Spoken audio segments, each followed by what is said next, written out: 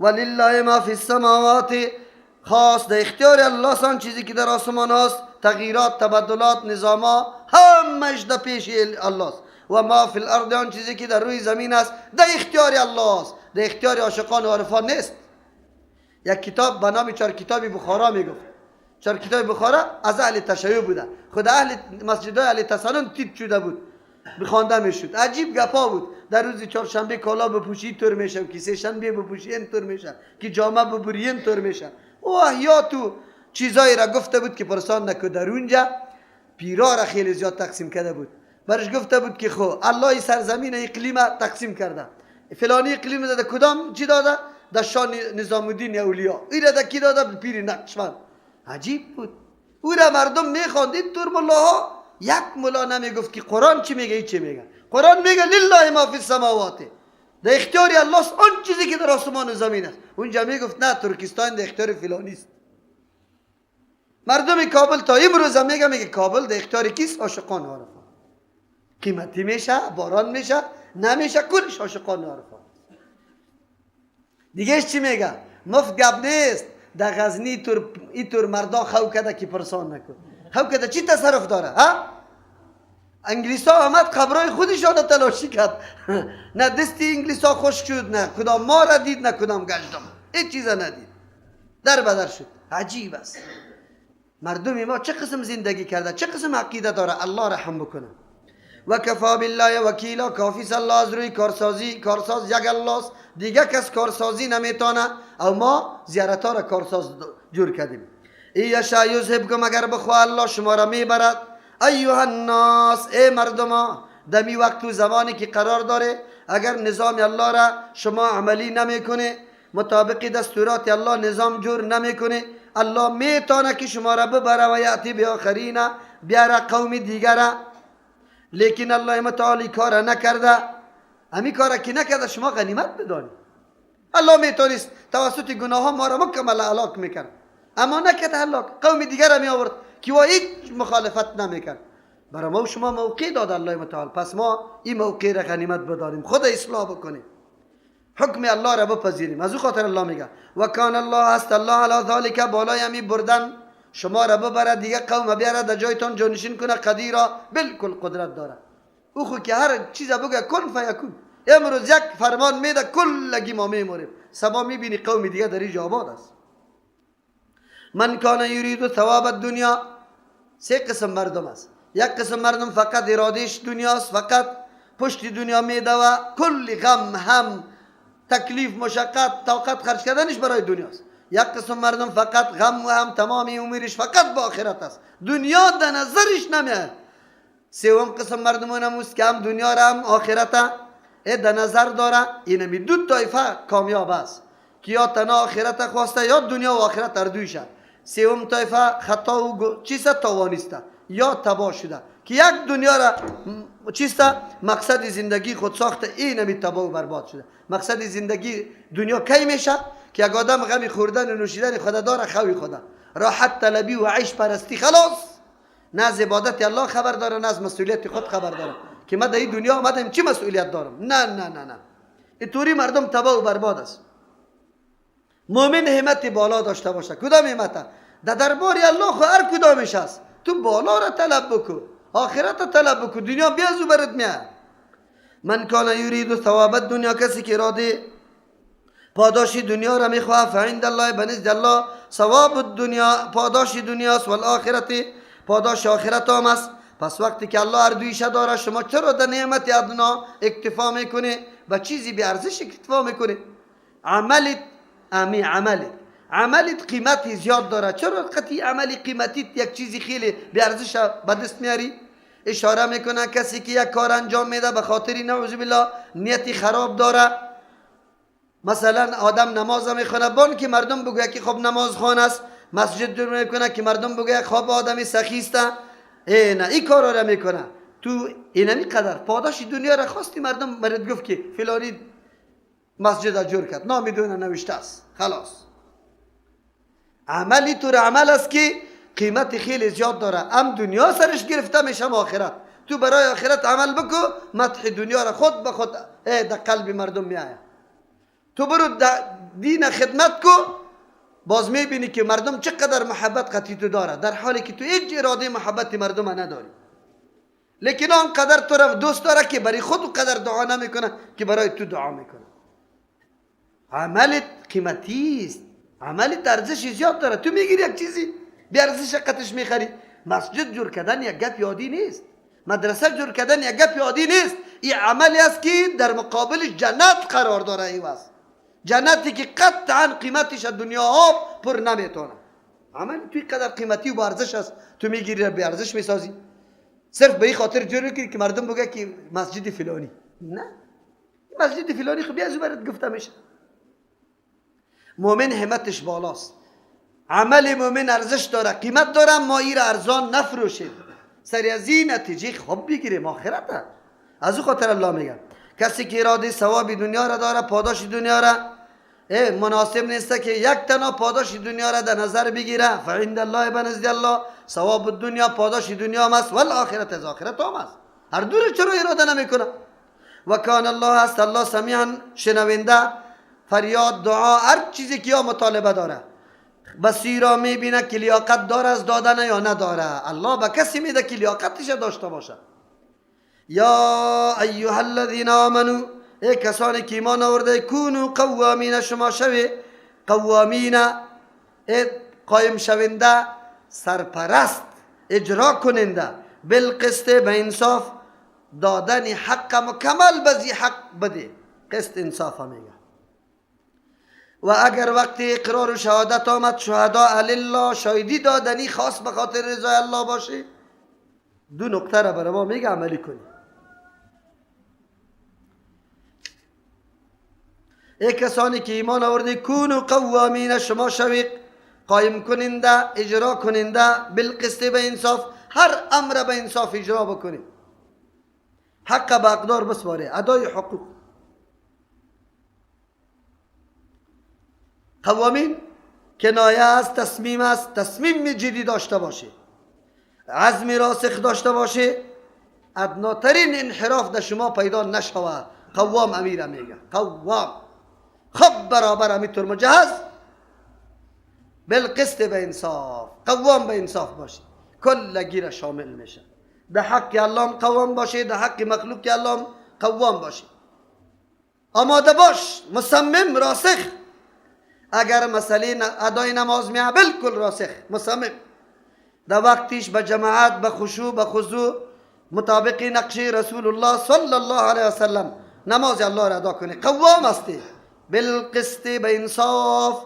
انصاف تقاضا میکنه که حق الله چی رقم ادا شود، نماز چی رقم ادا شود. بله، اگر حق مخلوق میه، اگر حق زن است، اولاد است، همسایه است، یک مسلمان دیگه است، بالکل همینطور عزم راسخ داشته باشه که ما این را ادا میکنیم، پورا میکنیم به انصاف. هیچ نوع ظلم، نقصان و کمی و کوتاهی دایی نمیکنیم. امن دنیا هم توسط همین گپا رعایت میشه، برقرار میشه. هر کدام ما قوام، هر کدام ما قوام هستیم، هر کدام ما مصمم، استاده، آماده باش. چی وظیفه برای ما سپرده میشه ادا کنیم به وجه درستش. اگر هر کدام ما همینطور باشیم کوکی ظلم آمد، نه. ادعا شد موبایل از ماست، تو گفتی نه از ماست، فکر میکنی، قوام هستی، آماده باش هستی به حق پذیری. چرت زدی که همین موبایل خازمه نیست، سعی کردی وی از مرا کسی دیگه گرفته، این موبایل از من نیست. چرا؟ موبایل من اینجا نشانی داشت. به اون مرد که میگی بگی برادرم موبایل از توست، قوام شدی، به انصاف قوام شدی، عزم راسخ کرده بودی که کاری غلط نمیکنم، قوام شدی. امام هستی، قوام هستی. امامت خدا به وجه درست، وقتار خوب، مناسب، موزون مقرر کرده ای به مردم. خوب نمازی که مکمل روحی، خشوع، خضوع، اما گپادش موجود است، قوام شدی، وظیفه خدا مکمل ادا کردی. ماموری دولت هستی، 8 بجه شده، دفتر دروازه را باز کردی، منتظر هستی مراجع کی رجوع میکنه. السلام علیکم، به بسیار پیشانی واز، مهربانی کو بیادرم، چی مشکل داری؟ ورقیش بگی، راهنمایی درست بکو، وظیفه به تو تعلق داره، امضا کو. خفه خو نیستی بیادرکم، الله برات اجر بده، کیوم برات بگه جزاک الله خیرا. قوام هستی بالقسط. وظیفه که برات سپرده شده تو دو پای استاد هستی که به این را به وجه درست انجام میده. هر کدامی ما وظیفه داریم. مرد در خانه وظیفه داره، زن در خانه وظیفه داره، معلم وظیفه داره، مامور وظیفه داره، دریور وظیفه داره، کلینر وظیفه داره و هم وظیفه داره. قوام است، به انصاف قوام بکنه. کلینر در کجا استاد شود؟ در بین زنا بگرده کجا استاد شود؟ کلش قرآن ما را امر بکنه که شما قوامین بالقسط باشید. شهدا لله، شاهدی دادنی خاص به خاطر رضای الله. موقع شهادت میاد بعد شاهدی بدی، حق یک مسلمان باید تلف نشود. نزاع پیداست بین دو نفر، برات معلوم است حق فلان است، بلکه شاهدی بدی. اگر چی شاهدی با کی باشه، در وقت انسان از انصاف بیرون میشه و شاهدی را به ناحق میده که اینی موانع پیدا شود. کدام مانع؟ نقصان نفسی خودت میشه، خب میفهمی که حق دیگر راست، میگی نظم است، به این خاطر حالی شاهدی را بالای خود نمیدی، ندی. این موانع را باید دور بکنی. چرا؟ تقوای الله تقاضای از این را داره. معامله پدر و مادر است، یک قریب و رشته دار دیگه است، وی والا فقیر است گم کردم یک حق از این شاهدی بدم. نه، وی غنیست رویدار آدم است، را اگر ما شاهدی بدم که اینطور است آبروش نریزه. نه نه نه نه نه، در کل معامله رعایت الله را بکن. خلاص. چی میگه الله متعال؟ ولو علی انفسکم، اگر چی شاهدی بالای نفسای خودتان باشه، به ضرر نفسای خودتان باشه، او الوالدین به ضرر پدر و مادرتان باشه، والاقربین به ضرر دیگر رشته دارایتان باشه، شاهدی را بده، به حق بده، ولو که تو یا پدر مادر یا دیگر اقربای توانی میشه. ای یکن غنیا او فقیرا، اگر باشه امی کسی که سر شاهدی داده میشه غنی مالدار و فقیرا یا نادار، فالله اولا بهما، الله خیلی لایق است به یردو، یعنی زیاد تعلق الله قطعی یردو است. اینطور فکر نکنی که خو غنی است، آدمی رویدار است، بیا سر شاهدی ندم، بده شاهدی. این فقیر است بیچاره، چیزی نداره، سر شاهدی ندم، بده شاهدی. چرا؟ از تو که الله تعلقش با فقیر و غنی زیاد است. تو این رعایت نکن، تو رعایت عدالت بکن. این که چرا فقیر است لیازی شوه، الله خوب لیازیش میکنه. اگر غنی است که آبروش نریزه، الله خوب میدونه که آبروش نریزه.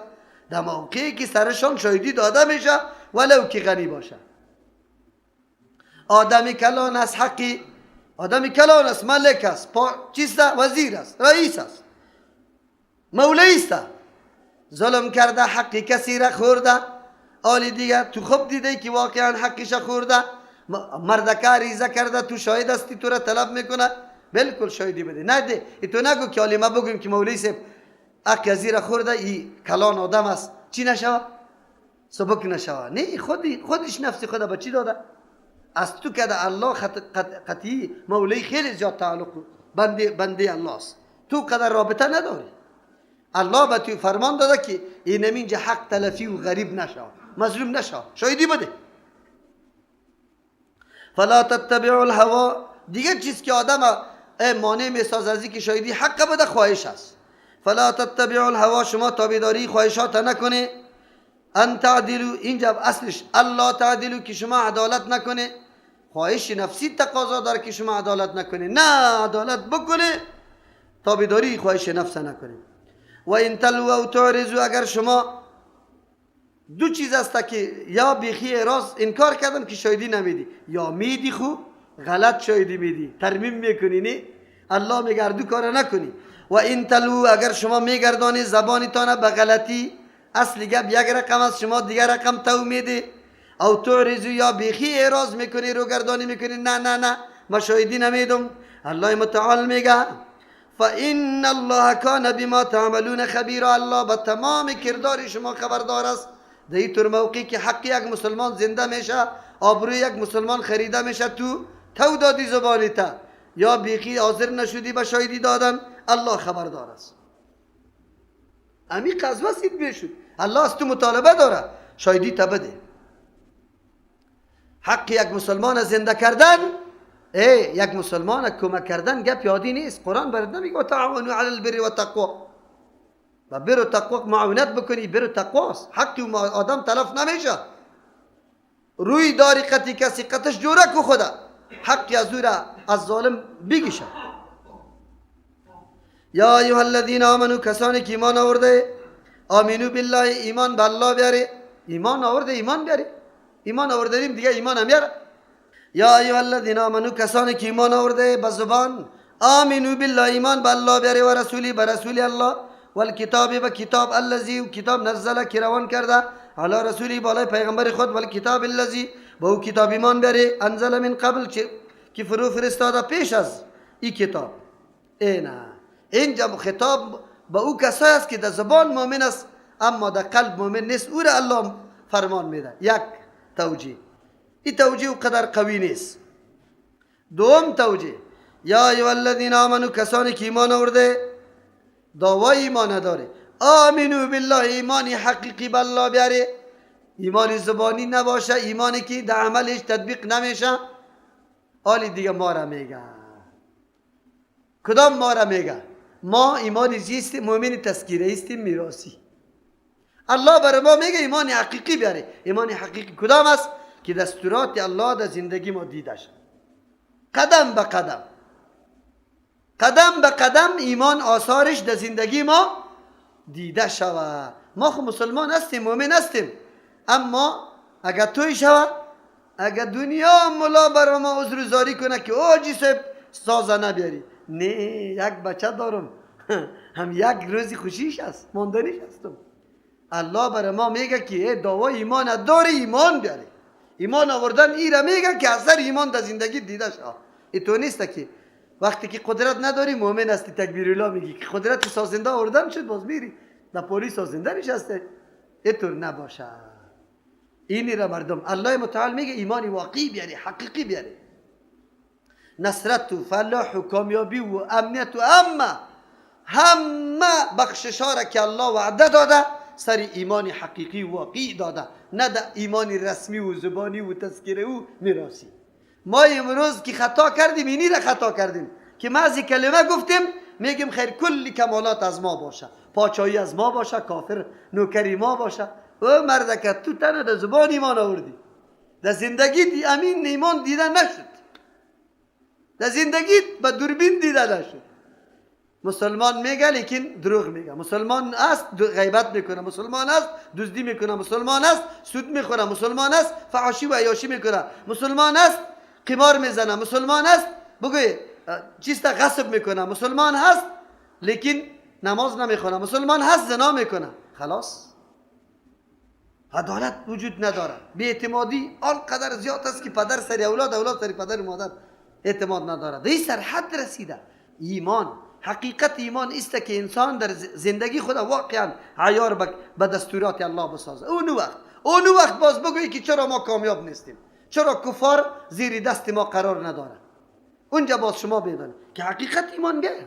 حقیقت ایمان آمده، ایمان زبانی را ما معیار برای آمدن کلی کمالات میدانیم. نه اونطور نمیشه.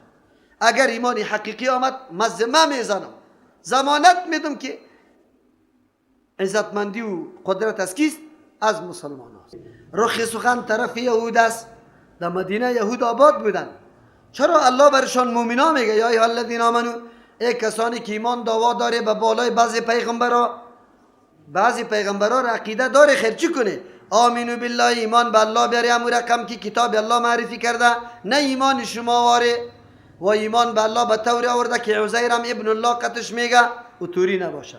و رسولی به اولای پیغمبر، بر رسالت حقیقی پیغمبر شما ایمان بیاره، محض به زبان نگویی که پیغمبر است، نشانه هایش به مردم واضح بیان کنه. والکتاب الذی، به حقیقت او کتابی که نزل علی رسولی، فرو فرستاده برای پیغمبری خود، تمام هدایات قرآن تصدیق کنه، بپذیره. یک والکتاب الذی، به او کتابی که انزل من قبل، پیش از این نازل کرده، در او کتابم حقیقت دین، حقیقت پیغمبر مکمل واضح بیان شده. خیر شما ایمان نبیارید. و من یکفر بالله، کسی که انکار به الله داره، یعنی ایمان به الله نداره، نعوذ بالله. و ملائکتی، ایمان به ملائکه الله نداره. و کتبی، بالای کتابای الله، و رسولی، بالای پیغمبرای الله، و الیوم الاخر، به روز آخرت، فقط دل ضلالا بعیدا، ای آدم خطا شده، گمراه شده، به گمراهی دور از حق، سخت از حق دور شده. چرا؟ به یکی از موارد ارکان ایمان، عقیده نداره، خیلی دور شده. تا که ایمان به الله میاره، به ملائک، به پیغمبرها، گپی خیلی دور است. از این معلوم میشه که انسانی که یک چیزی از مزایای دین آسمانی را داره، او زود راجع میشه به ایمان آوردن. اوی که نداره، او دیگه خیلی دور است تا که او را آماده به ایمان میسازی. ما از همون خاطر مردمایی که دانشمند است، هوشیار است، نیمی سخن برش میگی دعوت تا میپذیره. چرا؟ حقیقت زود آشنا میشه. لیکن اون مردمایی که امو عمل خود خوب میگه دین دانسته، او را دیگه چپا کردنش در دیگه طرف گپی خیلی دشوار است. ان الذين آمنوا، یقینا کسانی که ایمان آورده، ثم کفروا، بعد از انکار کرده. اینه ایمان حقیقی را که کسی نبیاره، که ریشه داشته باشه، تفکر سر ایمان کرده باشه، بلکه ایمانی رسمکی آورده باشه و باز رقم تغییرات سرش آمده میتونه. چی رقم؟ ان الذين آمنوا، کسانی که ایمانی رسمکی آورده، تأمل نکرده، تحقیق تدبر نکرده در حقانیت ایمان. چی طور است؟ ثم کفروا، بعد از کافر شده، ثم آمنوا، باز مؤمن شده، ثم کفروا، باز کافر شده، ثم ازدادوا کفرا، بعد از کفر خود زیاد کرده.